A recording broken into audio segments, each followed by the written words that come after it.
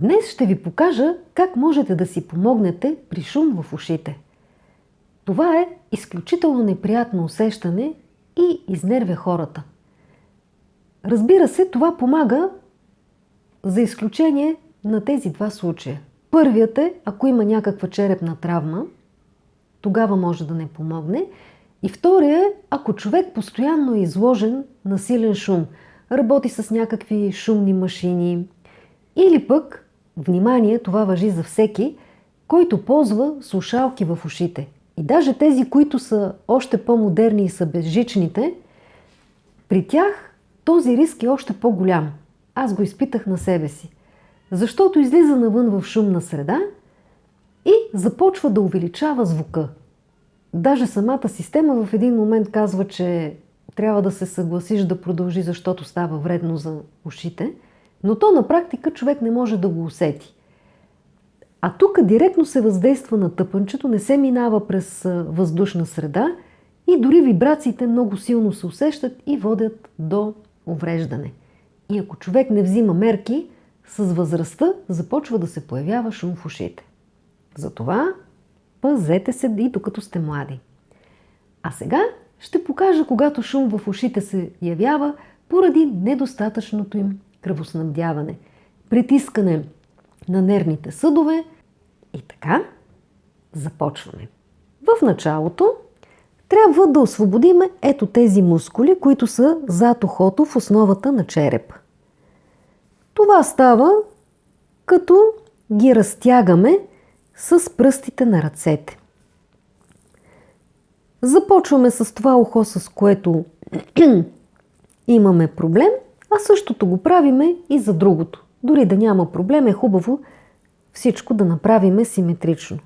Може просто да е по-закратко. След като сме поработили с тази част, започваме ето тук отдолу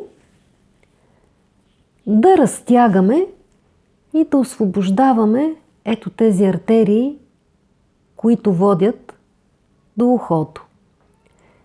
Аз, както обикновено, ви показвам просто упражненията, а вие всяко едно от тях си го правите толкова дълго, колкото усещате, че ви е приятно. Упражненията могат да се използват и просто сбряване на слуха. След това, ето така, сгъваме ухото и започваме тук отзад да обработваме всяка една точка тук по дъгата. Има малки мускулчета, които също трябва да се отпуснат. И там, където ви боли, явно има напрежение, намалявате натиска, но се задържате по-дълго време. Следващото упражнение, както сме затворили така ухото, слагаме дланта и започваме в началото бавно, а след това и по-бързо да образуваме вакуум. Това са малки вибрации, които освен всичко останало могат да премахнат, ако по барабанчето на ухото са полепнали някакви власинки, прах, някакви други неща.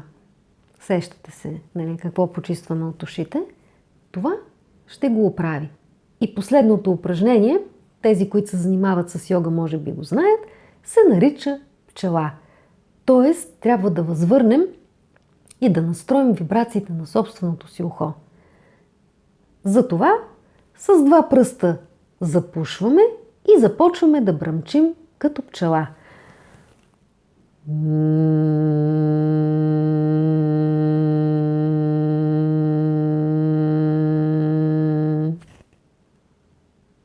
Отваряме тапите от шампанското. Пак. И трети път.